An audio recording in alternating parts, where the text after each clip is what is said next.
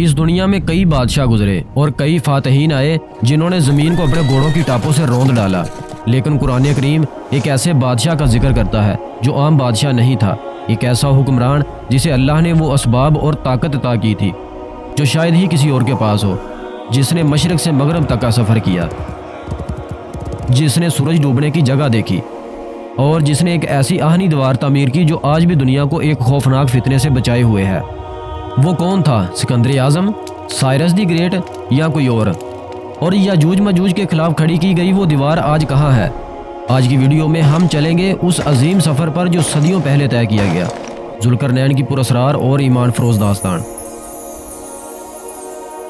ये कहानी मक्का मुकरमा की गर्म रेत से शुरू होती है। इस्लाम का सूरज तुलू हो रहा था और कुरैश मक्का नबी करीम सल्लल्लाहु अलैहि वसल्लम के बढ़ते हुए असर से खौफजदा थे। उन्होंने एक मंसूबा बनाया। नज़र बिन हारिस और उकबा बिन अबी मुईद को मदीना भेजा गया ताकि वो वहाँ के यहूदी उलमा से पूछे कि हम इस मदई नबूवत का इम्तिहान कैसे लें, क्योंकि यहूदियों के पास पुरानी आसमानी किताबों का इल्म था। यहूदी उलमा ने मुस्कुरा कर कहा, इनसे 3 सवाल करो, अगर जवाब दे दें तो सच्चे नबी हैं, वरना नहीं। इनसे सहाबे कहफ का किस्सा पूछो, दूसरा रूह की हकीकत पूछो, और तीसरा इस शख्स के बारे में पूछो जिसने ज़मीन के मशरक़ और मगरब का चक्कर लगाया था, इसका अजीबोगरीब किस्सा क्या है। वो कुरैश वापस आए और बड़ी महफिल में ये सवाल रख दिए। नबी करीम सल्लल्लाहु अलैहि वसल्लम ने फरमाया, मैं कल जवाब दूंगा, लेकिन इंशाअल्लाह कहना भूल गए। नतीजा ये हुआ कि वही रुक गई। कई दिन गुजर गए, कुफार ने ताने देना शुरू कर दिए।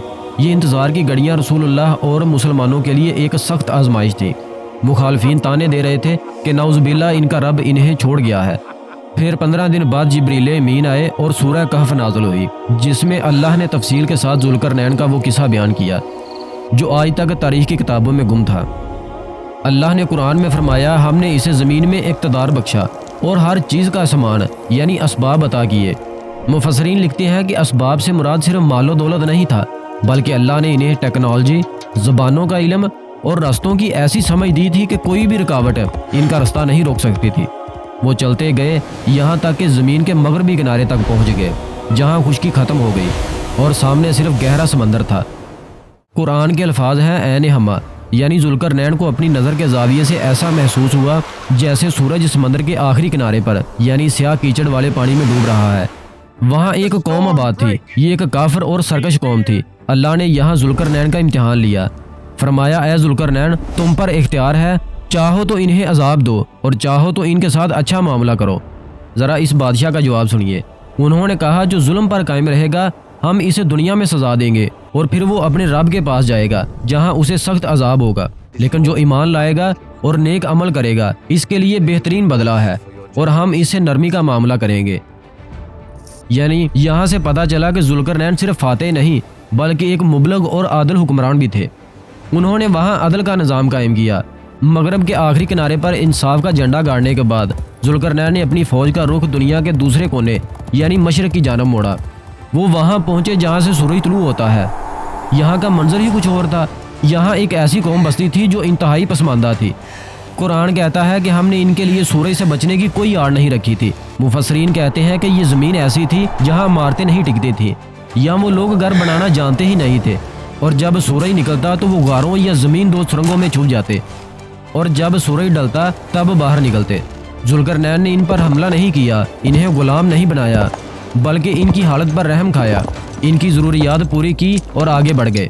अब शुरू होता है वो सफ़र जिसने दुनिया का जिग्राफिया बदल दिया।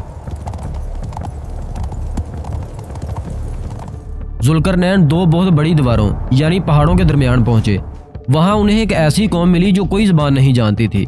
इनका राब्ता दुनिया से कटा हुआ था, लेकिन वो खौफजदा थे। उन्होंने अशारों या मुतरजमीन के ज़रिए जुल्करनैन से फरियाद की, या जुल्करनैन, इन पहाड़ों के इस पार याजूज और मजूज हैं। वो ज़मीन में फसाद फैलाते हैं, कत्लो गारत करते हैं और हमारी फसलें खा जाते हैं।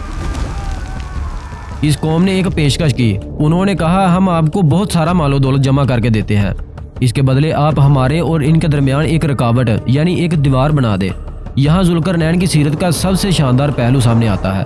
उन्होंने माल लेने से साफ इनकार कर दिया। उन्होंने कहा, जो ताकत मेरे रब ने मुझे दी है वो तुम्हारे पैसों से कहीं ज़्यादा बेहतर है।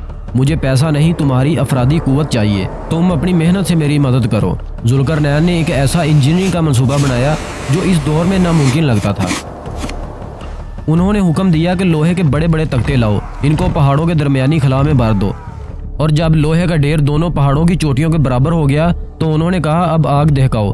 لوگوں نے دھونکڑیاں چلائیں یہاں تک کہ لوہا آگ کی طرح سرخ ہو گیا، اور جب لوہا سرخ ہو گیا تو ذوالقرنین نے آخری حکم دیا اب میرے پاس پگھلا ہوا تانبا لاؤ۔ اس پگھلے ہوئے تانبے کو سرخ گرم لوہے کے اوپر انڈیلا گیا۔ یہ صرف ایک دیوار نہیں تھی بلکہ میٹل الوائے کا قدیم ترین شاہکار تھا۔